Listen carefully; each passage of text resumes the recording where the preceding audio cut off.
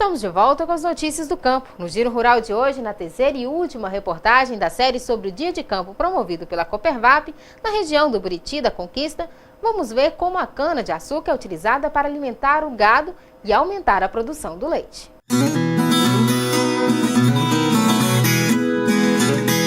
Se produzir exige planejamento estratégico, o mesmo acontece com a utilização e manejo da cana-de-açúcar na hora de alimentar o gado.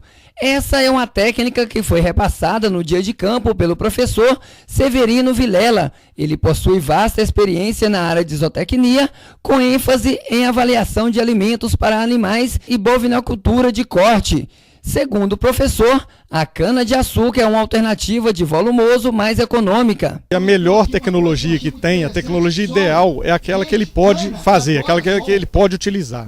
E a cana é um dos volumosos que o produtor deve utilizar, porque nós temos um grande problema, que também nós vamos tentar ressaltar aqui, que é o problema da seca, que vem aumentando bastante em todas as regiões do Brasil, em Minas destacadamente, e nós temos que resolver esse problema da seca. Tem regiões que a gente observa animais morrendo de fome. O nosso objetivo é tentar mostrar que não só nós temos que não permitir que isso aconteça, mas nós temos que fornecer alimentos para os animais para que eles consigam manifestar seu potencial genético, consigam produzir, seja leite, seja carne. Então os animais têm que ter nutrientes para que eles consigam produzir, porque assim como todas as áreas, a atividade leiteira, que é o foco principal aqui, precisa de eficiência para que o produtor consiga sobreviver, consiga ter renda, ter receita, ter resultado positivo.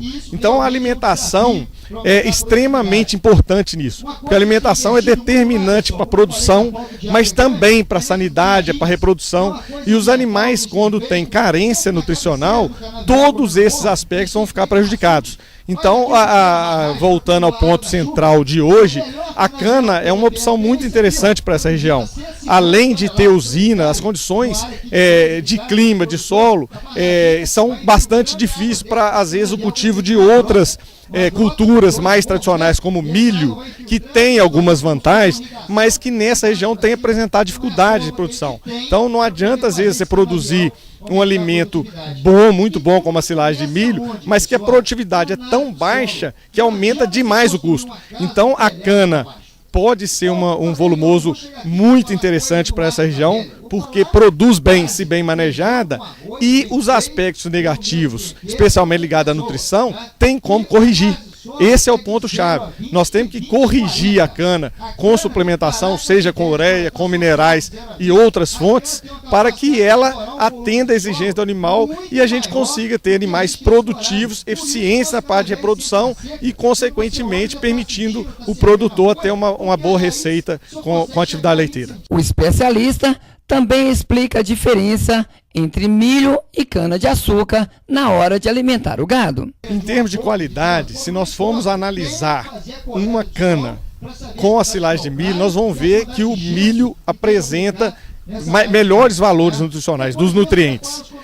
Por isso que antigamente se falava que silagem de milho, muitas vezes até nas universidades, silagem de milho era para vaca de alta produção, silagem de sorgo para vaca de média produção e cana para vaca de baixa produção.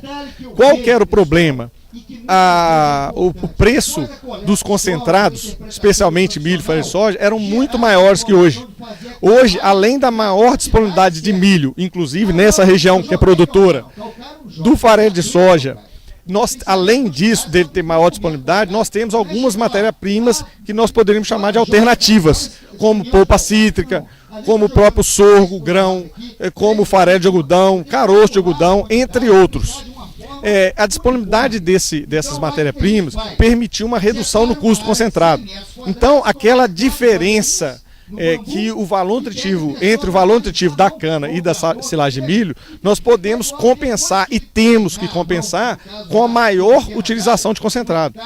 Isso, há alguns anos atrás, não era viável, mas já há muitos anos vem sendo pesquisado e já foi mostrado que é possível nós corrigindo, balanceando a dieta, utilizar a cana para animais de média e até mesmo de alta produção.